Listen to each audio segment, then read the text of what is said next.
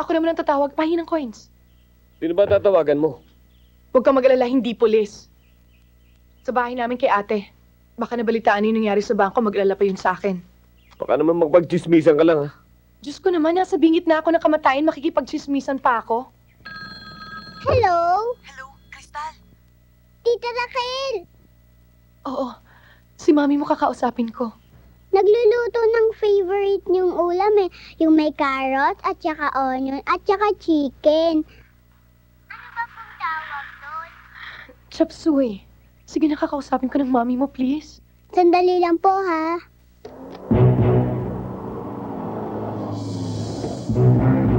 Tagal. Ano ba? Bilisan mo naman. Tinatawag lang.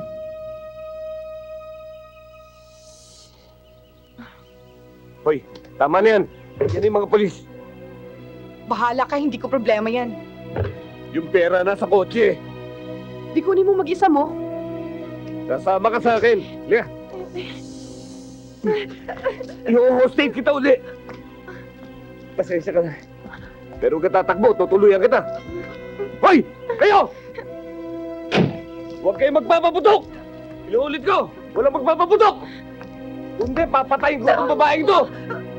Ibaba mga baril! Ibaba sabi mga baril! Ano? Papatayin ko to! Atras! Atras pa! Okay na. Sige. Sakay!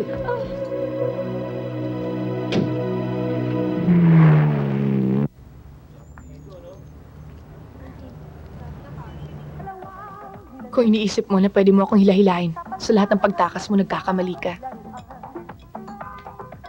Sorry kanina. Nasaktan ka. Kung di ko naman ginawa yun, wala na sana yung pera. Hanggang kailan mo pa ba ako i-hostage? Pwede ba pakawalan mo na ako? Kailangan pa kita. Pwede ba? Kumain ka na lang. Baka sumbatan mo pa akong ginugutom kita eh. Hindi mo nga ako ginugutom. Pero pinapain mo naman ako sa disgrasya. Nandito pa lang tayo sa Antipolo. Makalayo lang tayo ng konti. Papakawala na kita, okay? Dalawang hold-upper, isang bank auditor at isa pong security guard ang napatay sa bank hold-up sa Quezon City kaninang umaga. 20 milyong piso ang itinatayang natangay ng mga hold-upper. Isa sa mga nagresponding pulis ang nasugatan nang nakipagputukan sa mga hold-upper. Nakilala na ang pinuno ng hold-up gang, siya ay si Hede Ramirez. Isang parolado na kalalaya lamang mula sa Bilibid Prison. Hindi pa nakikilala ang tatlo niyang kasamang nakatakas sa pamamagitan ng dinalang hostage.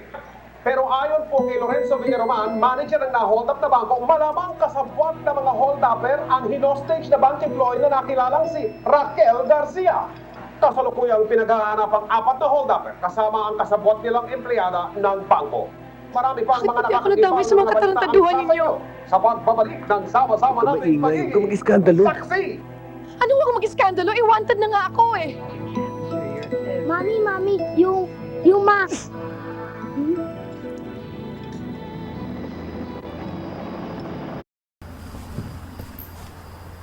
May kailangan akong sabihin sa'yo eh. Buntis ako. Ha? Magiging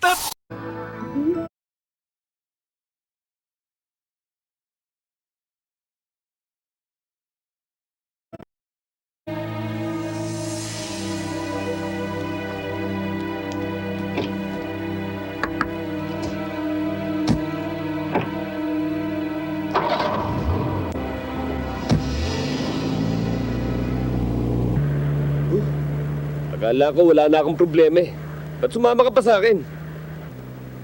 Ano magagawa ko? Natakot ako sa mga pulis.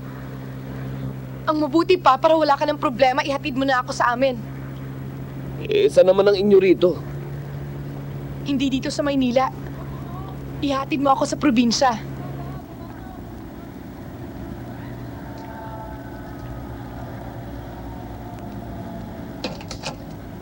Ito. Oh.